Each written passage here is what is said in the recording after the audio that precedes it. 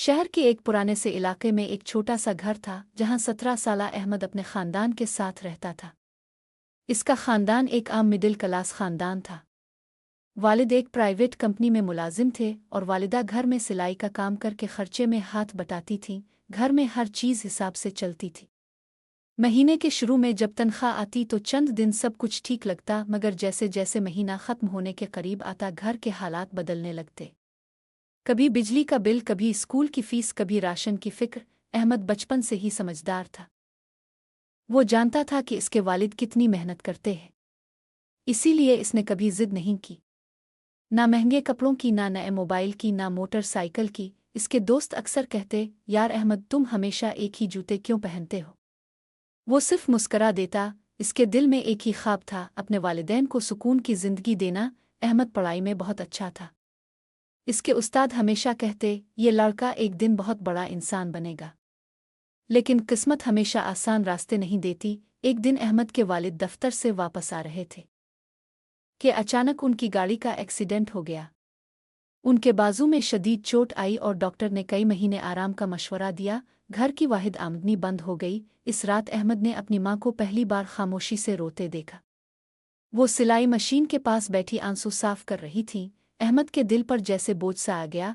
अगली सुबह इसने फैसला कर लिया कि अब वो सिर्फ पढ़ाई नहीं करेगा बल्कि घर की जिम्मेदारी भी उठाएगा। वो सुबह कॉलेज जाता, शाम में एक चाय के होटल पर काम करता और रात को घर आकर पढ़ाई करता। जिंदगी बहुत मुश्किल हो गई थी। सर्दियों की रातों में जब सब लोग कंबल में सो जाते, अहमद रात देर तक जाग कर पढ़ता रहता। कई बार नींद से इसकी आंखें बंद होने लगती, मगर फिर वो अपने वालिद का चेहरा याद करता और दोबारा किताब खोल लेता।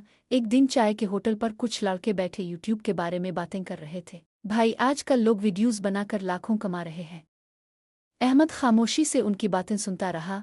इस रात इसके ज़हन में एक ख्याल आया, अगर लोग अपनी कहानियां सुनाकर कामयाब हो सकते हैं तो मैं क्यों नहीं? मगर मसला ये था कि इसके पास ना अच्छा मोबाइल था, ना कैमरा, ना कंप्यूटर। फिर भी इसने हार नहीं मानी। इसने अपने दोस्त से पुराना स्मार्टफोन लिया और छोटी छोटी वीडियोस बनाना शुरू कर दी। वो अपनी ज़िंदगी, मिडिल क्लास ख़ानदान के मसाइल और मेहनत की अहमियत के बारे में बात करता। शुरू में इसकी वीडियोस पर सिर्फ 10 या 20 व्यूज़ आते। लोग मजाक भी उड़ाते, ये भी यूट्यूबर बनेगा, पहले अपना घर तो चला लो। मगर अहमद खामोश रहा। वो हर दिन कुछ नया सीखता। रातों को मुफ्त वाईफाई इस्तेमाल करने के लिए रेलवे स्टेशन जाकर बैठता और वहां वीडियोस अपलोड करता। कई बार भूख लगती, कई बार सर्दी से हाथ कांपते, मगर उसके ख्वाब जिंदा थे। एक दिन इसने एक वीडियो बनाई, एक मिडिल क्लास बेटे की कहानी। इस वीडियो में इसने अपने वालिद के फटे हुए जूते, माँ के सिलाई करते हाथ और अपनी रातों की मेहनत दिखाई।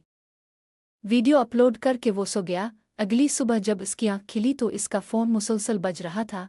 वीडियो वायरल हो चुकी थी। लाखों लोग उसकी वीडियो देख रहे थे। कमेंट्स भरे हुए थे, भाई ये तो हमारी कहानी है।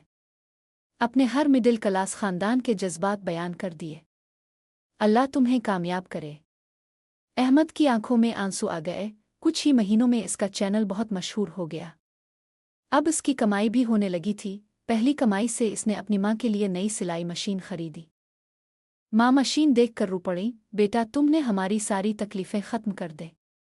फिर इसने अपने वालिद का इलाज करवाया, घर की मुरम्मत करवाई और अपनी छोटी बहन को अच्छे स्कूल में दाखिल करवाया। मगर कामयाबी के बाद भी अहमद नहीं बदला।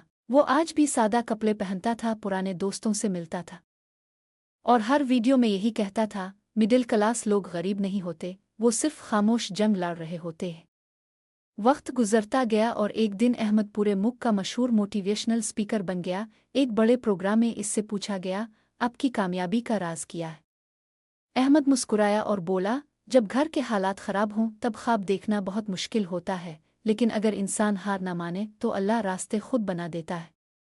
पूरा हाल तालियों से गूंज उठा। सामने पहली कतार में इसके वालिदैन बैठे थे और उनकी आंखों में फ़ख्र के आंसू थे।